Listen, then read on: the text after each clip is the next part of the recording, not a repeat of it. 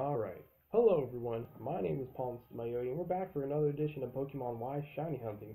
This will be episode 514, and we're going to be shiny hunting for Banette, 'cause it's Thursday, so I've been getting only Garbodor again, so I don't know what I'm doing wrong. Sometimes they just appear, sometimes they don't, so it's whatever. But anyway, when I find the shiny Banette, since it's like a bluish color, the gem Cobalt, actually the berry Koba Berry is also pretty blue, so I just decided to call it Cobanette. So yeah, so that's the name for shiny Banette whenever I find it and catch it. But when I find a shiny Garbodor, 'cause that seems like the thing I'm going to be getting a lot as well most of the time, I'll actually be calling it Acrobador, like Ocarina, or but except Acrobador. Kind of a tongue twister actually, but since an Ocarina is like, well, the shiny Garbodor is like a bluish color, like Banette, but not as blue as Banette. It's just like kind of a lightish blue, so that's why I thought of an Ocarina, because it could be trash or treasure to someone. So that's why I thought of the name Acrobador. But anyway, speaking of ocarinas, this topic for this episode is by me. It's actually about The Legend of Zelda: A Link to the Past. So, it's actually the final topic for this section. So, like I said, it's by me, and it's also pretty much what is the hardest dungeon that you have like faced, and have you like completed it?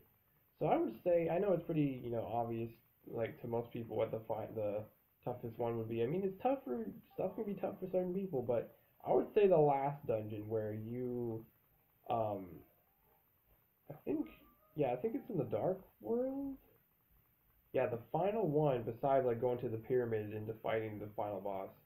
But that dungeon, that is so tough. It mixes in the original bosses, and you've got to do that all in one run. So it's really tough. It like really is. I barely defeated it, so that's like definitely the toughest for me. Like I said, some dungeons are like tough, even though they're not like final game dungeons. But it's just depending on what you think it is and if you completed it. Which yeah, I did that, and that's my toughest in my opinion in that game.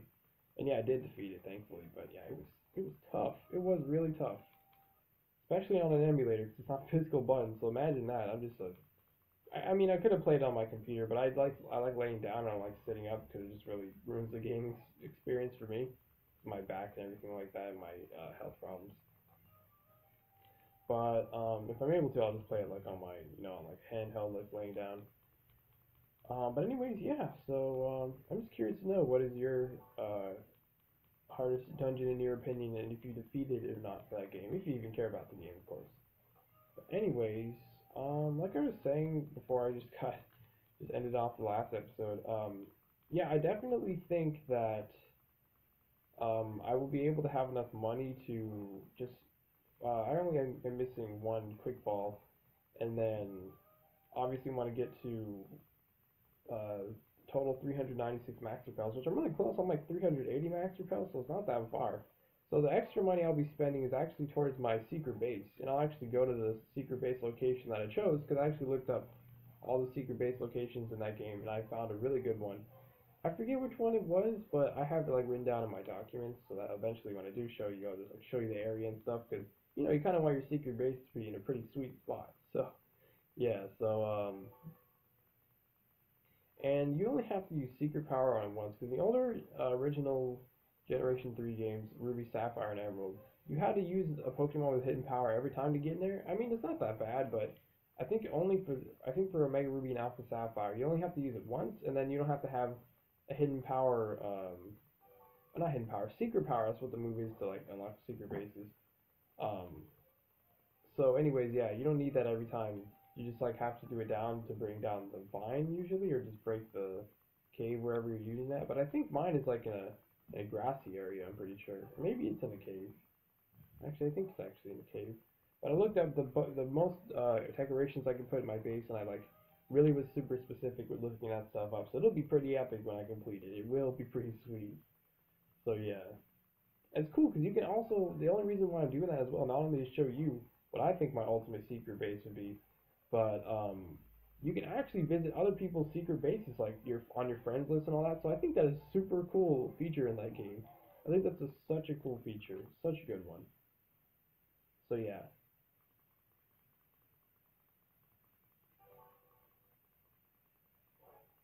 but I don't know how much more after that Pokemon Omega Ruby has for post game until I move on to Pokemon Moon again.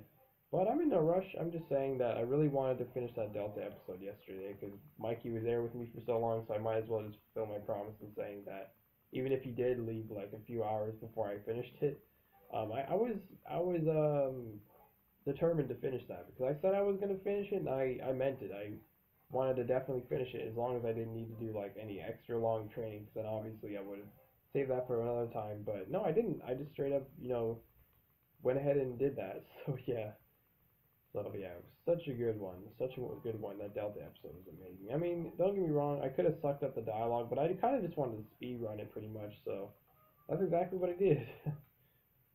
But obviously not the whole time I was doing that, because obviously I was like focused on talking with Mikey and all that stuff, and yeah, because usually when I try to talk and play at the same time, it's kind of hard to like concentrate on what I'm doing, because I want to focus on bonding with my viewers as well, because it's not only about the game.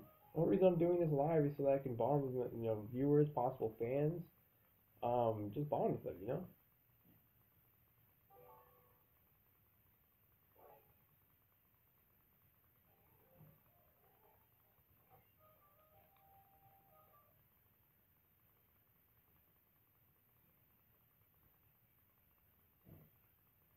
I actually, instead of Pokemon Omega Ruby, I think I want to do a certain thing in Pokemon Y. I want to train up a Nidoking. If I can get a Moonstone, I'll look up if I can get a Moonstone. 'Cause I don't think I have one on me. But since it's my Soul Pokemon, because I want to eventually have a Soul Pokemon battle with my I mean, don't get me wrong, the other versions of myself are Lure and Mystery. I can easily just have a Lantern and a Staraptor, but I think it's fair just to only train up my Nidoking to level 100 to like the best of my ability, get the best ability I can. Because you can horde encounter Nidoran males in here, so I can get the hidden ability, which is Sheer Force for Nidoking, so I definitely would want that. So yeah, I'm definitely looking forward to that battle with him. I think that'll be super awesome. Because his Soul Pokemon, if you didn't know, I made that a highlight, is actually Rotom, which is insane. It's like a destined rival for mine, because Rotom's only ability is Levitate, which negates like ground type moves against the one with Levitate, and Rotom has so many different forms, so he can easily just go to Wash Rotom and use like a washing water type move. So I think that would be really cool to be working on that, getting a Nidoking to level 100. That's my Soul Pokemon, and then eventually when he gets his Pokemon X or Y again, he can train a Rotom to level 100 if he wants. So Rotom will be easy to get for him because you just got to go on Tuesdays and just hunt it. So yeah, so it's not that bad at all. He can definitely get Rotom in this game.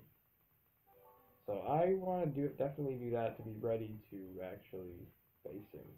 I don't know how long that'll take because I don't have a Lucky Egg. So, but yeah. And I'm still gonna save training Bruslops because I want to do that when I actually have like a tripod or like if I get the homebrew thing, I can record inside of it the DS. So yeah, I'm excited to train up my Soul Pokemon. Just training up a Pokemon that's not a shiny, and that's something I don't do very often in games I completed. So it's pretty cool. Pretty excited for that. Obviously, because Nidoking is my Soul Pokemon, it's gonna be pretty exciting. Getting the ultimate powers I can for him.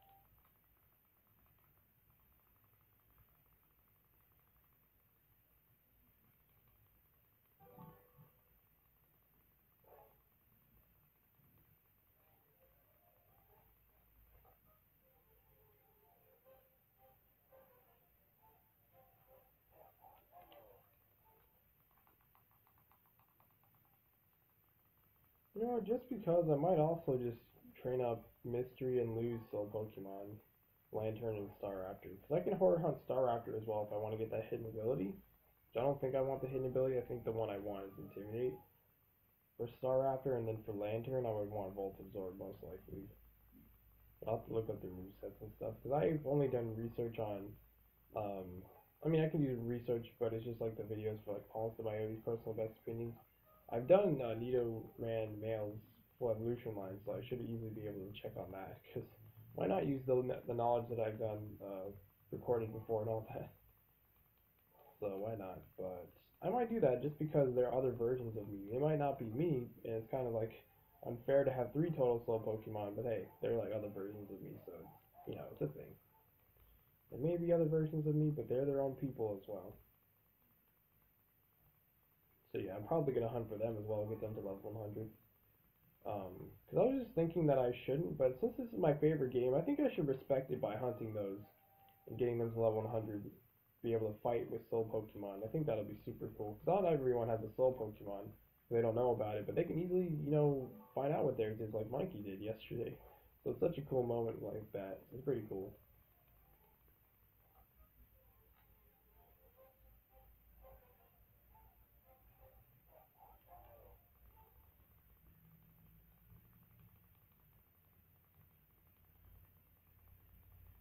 Then again, it's gonna be pretty tough to realize.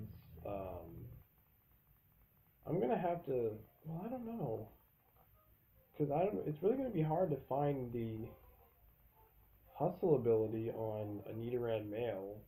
That's the hidden ability because I want sheer force on my Nidoking. So I really don't know. I don't know how I'm gonna be getting lucky enough to find that because the only way you can get hidden abilities in this game without Friend Safari, um, is horde battling. And if the Pokemon doesn't have like can be in a horde encounter, then you're kind of just like out of luck, for getting the hit ability. Unless like I said, you have a Friend Safari with that Pokemon in it, because Friend Safari Pokemon have a chance to have a hidden ability as well, even though it's just single encounters. So yeah. Um. So yeah. And I don't even know if I have a Moonstone, like I said, so that I might not be able to fully get Nidoking. I mean, I don't need Nidoking. I'm just saying that I really want to get a Nidoking if I can, so I'll definitely look that up. I might just have a Moonstone on me just in case. I don't know. Maybe he didn't let me sell it, or I don't even know. But anyways, yeah.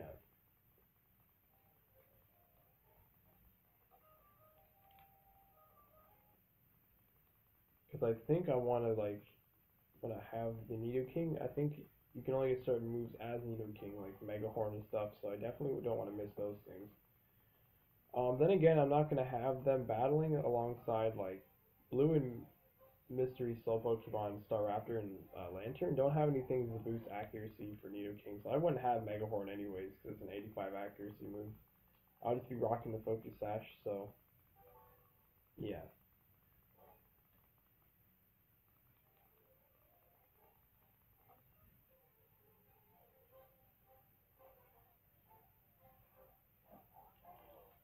But it really makes no sense why I got Rotom on Tuesdays, but I can't get Banette for some reason again.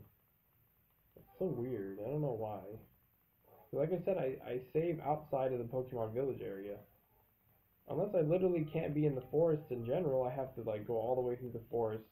I'll try that next Thursday because this is the second time in a row on both Thursday and this Thursday that it's only been Garbodor. So maybe you can't be in the forest. And I thought because Pokemon Village and the forest were two different places, but I guess not. So yeah, I'll just save outside of the forest then. I know obviously Snowbell City, I think that's what it's called, and this forest is two different locations, so it has to be like resetting. So yeah, or maybe it doesn't even matter. Maybe if it's no, I'm sure it does matter. If you're in an area, it'll just stay on that. Like those certain days, it won't count toward like if it's Thursday because you didn't leave the area and come back. I'm actually going to end off 513. I mean 514.